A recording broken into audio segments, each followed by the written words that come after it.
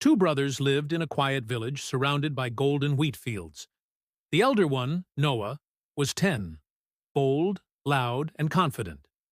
The younger one, Eli, was 6, small, quiet, and often told what he couldn't do. People would laugh kindly and say, "Eli can't climb trees," or "He's too weak to carry water." Little by little, Eli started to believe it too. He began thinking maybe they were right. Maybe he really wasn't strong enough. One afternoon, the brothers were walking home from school, teasing and chasing each other like always. "Catch me if you can," Noah shouted, sprinting ahead across the old wooden bridge near the river. Eli ran after him, giggling. Then, in an instant, the laughter turned into horror. The bridge cracked beneath Noah's feet and snapped. He fell into the rushing water below, crying out, "Help! Eli, help me!" Eli froze in shock. His heart raced, his body trembled, and his mind screamed for someone, anyone, to help. But there was no one. No adults, no villagers, just the sound of water roaring and his brother struggling to stay afloat.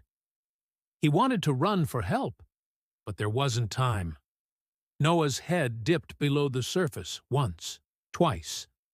That's when something inside Eli woke up.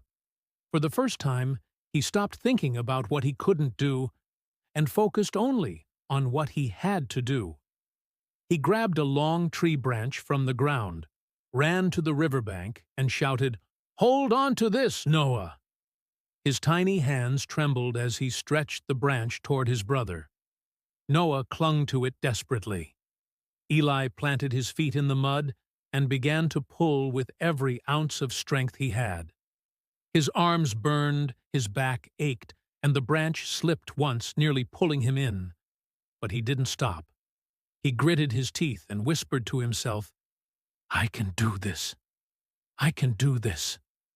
With one final pull, Noah's hand reached the edge of the river. Eli dragged him out, both collapsing on the wet ground, gasping for air. They stared at each other in disbelief, then burst into tears, hugging tightly. "You saved me," Noah whispered, still shivering. Eli smiled weakly.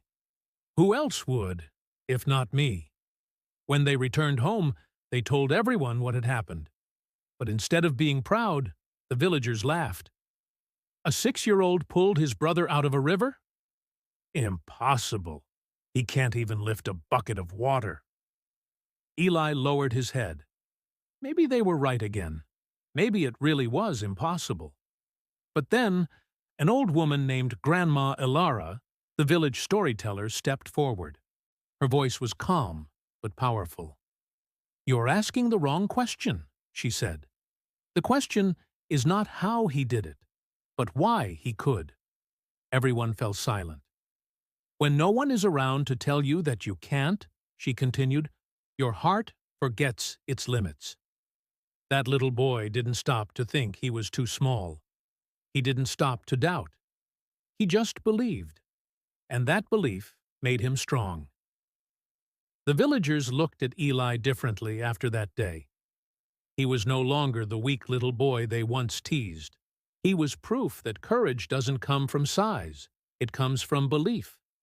Because doubt makes us weak, but belief makes us unstoppable. So when life tells you, "You can't," smile and show it that you can. If this story inspired you, don't forget to like the video, share it with someone who needs motivation today, and subscribe for more stories that remind us of the strength that already lives within us.